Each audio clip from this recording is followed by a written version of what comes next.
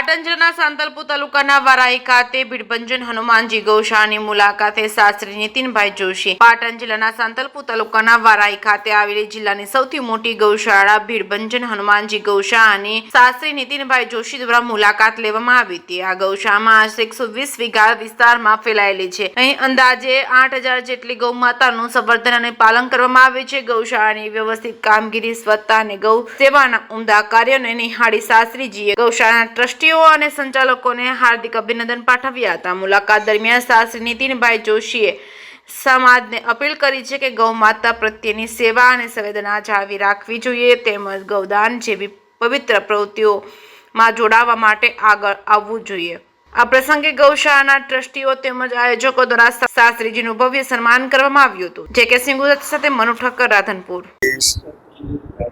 અત્યારે હું રાધનપુરની બાજુમાં ગોત્રિકા ગામે શંકરભાઈ આહિરને ત્યાં શ્રીમદ ભાગવત જ્ઞાન યજ્ઞનું આયોજન સુંદર મજાનું છે અને એ આયોજન દરમિયાન અમે ભીડભંજન હનુમાનજી ગૌશાળા વારાહી એની મુલાકાત લેવા માટે આવ્યા અને ગાયોને જોઈ જે સુંદર વ્યવસ્થા જોઈ અને આ વ્યવસ્થામાં અતિ આનંદ આવ્યો। ભાઈઓએ સન્માન કર્યું અને સંદેશ એટલો જ આપું છું સમાજને કે ગૌવંશ બચવો જોઈએ અને જો ગૌવંશ નહીં બચે તો માનવ પણ નહીં બચે।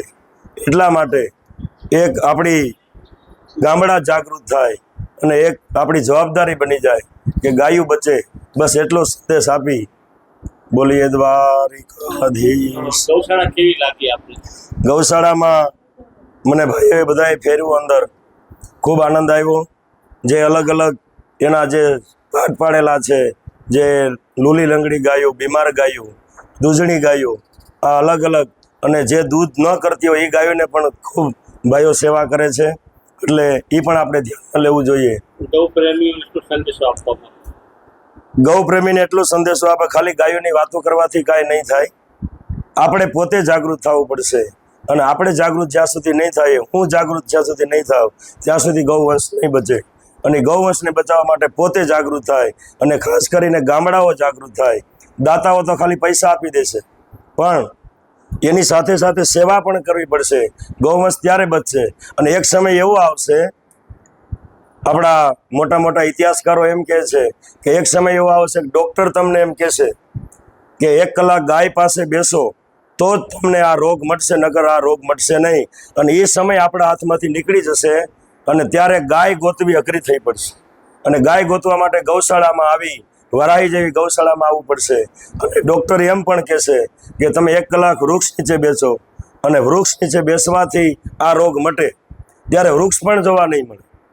એટલા માટે ગૌવંશ અને વૃક્ષ આ બંને આપણી જવાબદારી છે। ભગવાન કૃષ્ણએ પણ આ બંનેની જવાબદારી પરિપૂર્ણ નિભાવી અને ભાગવત દ્વારા આપણને એક સંદેશ પૂરો પાડ્યો છે કે ગોવર્ધન પૂજા શું છે? પ્રકૃતિની પૂજા છે, વૃક્ષોની પૂજા છે, ગાયોની પૂજા છે।